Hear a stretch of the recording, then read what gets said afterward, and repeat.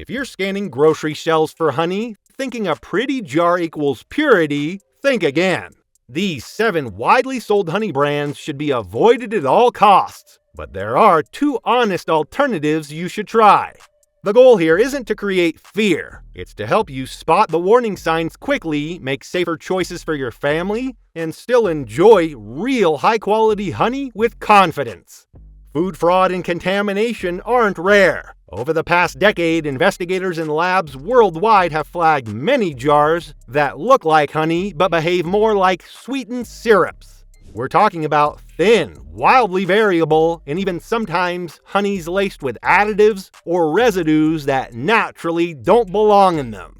Why does that matter? Well, if you feed toddlers, elderly relatives, or pregnant family members, it matters. So let's start with the first out of the 7 brands you should think twice about.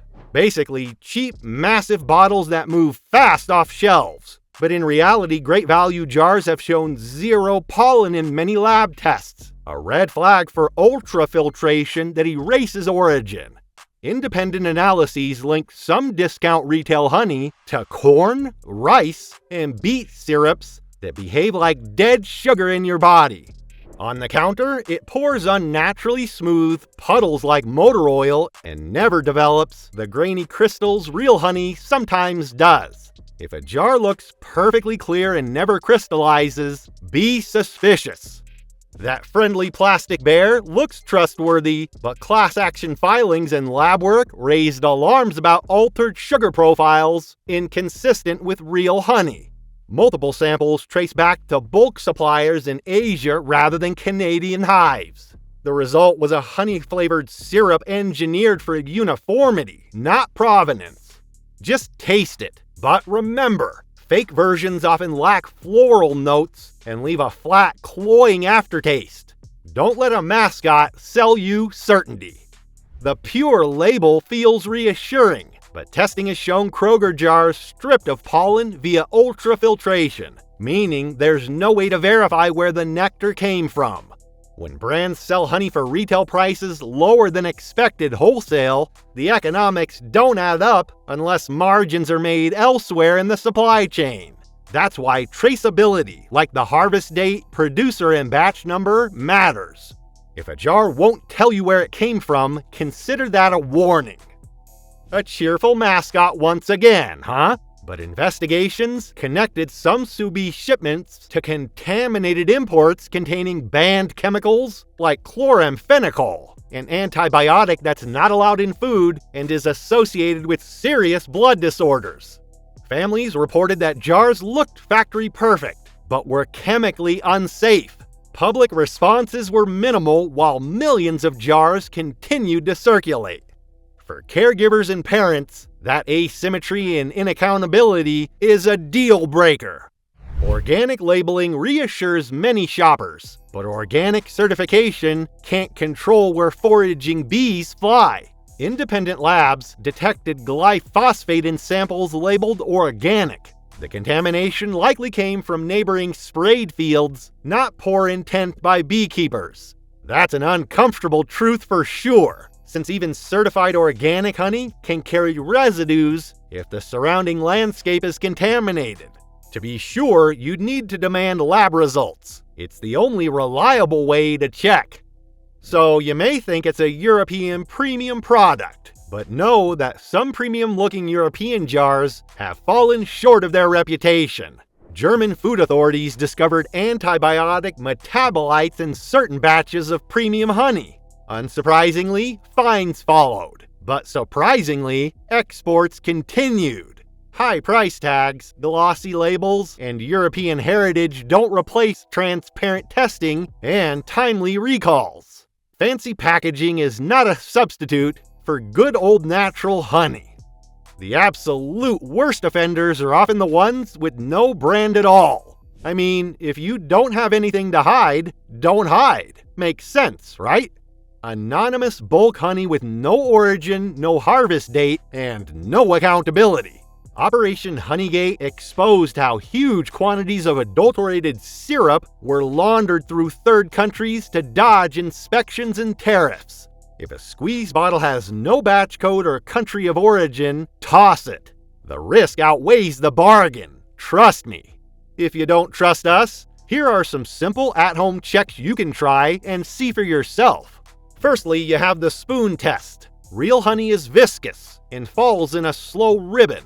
If it pours like syrup, be skeptical. Next, you can do the water test. Drop a spoonful into a glass of water. Genuine honey tends to sink and clump. Fake honey often dissolves quickly. Last but not least, crystallization.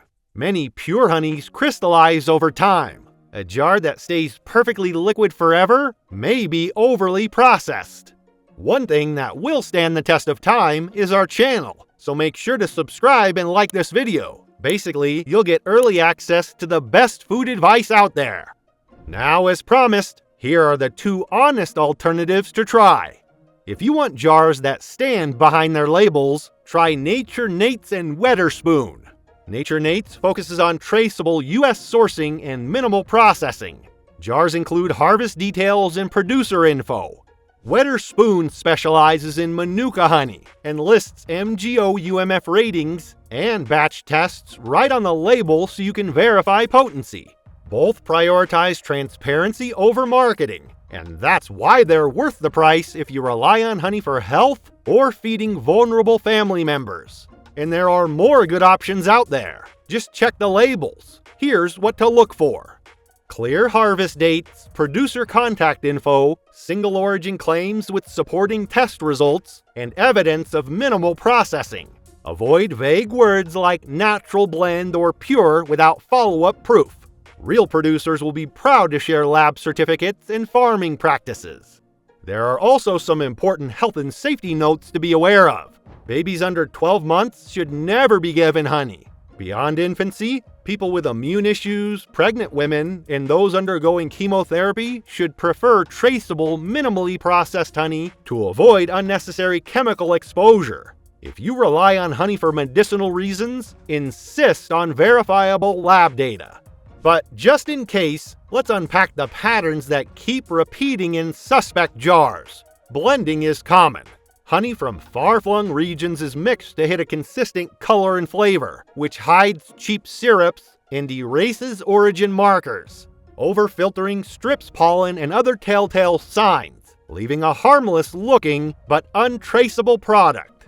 And prolonged heating gives jars an eternal clarity and delays crystallization, but it also destroys heat-sensitive enzymes and flattens flavor. Read labels like a detective.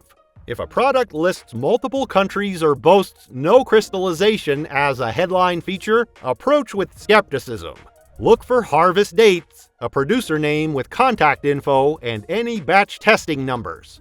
A credible jar will point you to a certifier or a lab report. And clearly, a producer proud of their work won't be shy about sharing that information when consumers ask.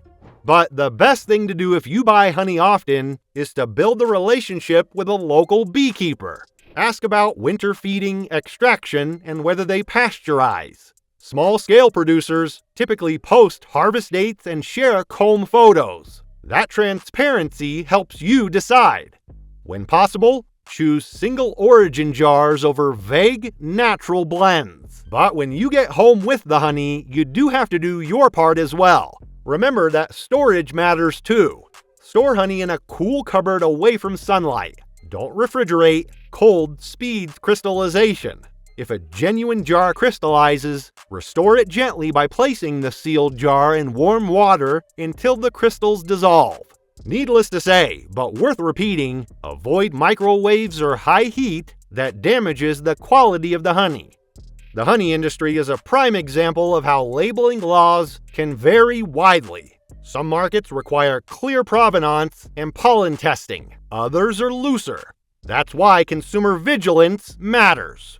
But don't panic. Many small beekeepers still produce honest, nutrient-rich honey. But be picky. If a product seems too uniform, too cheap, or shouts slogans instead of data, give it a pass. Use simple sensory checks.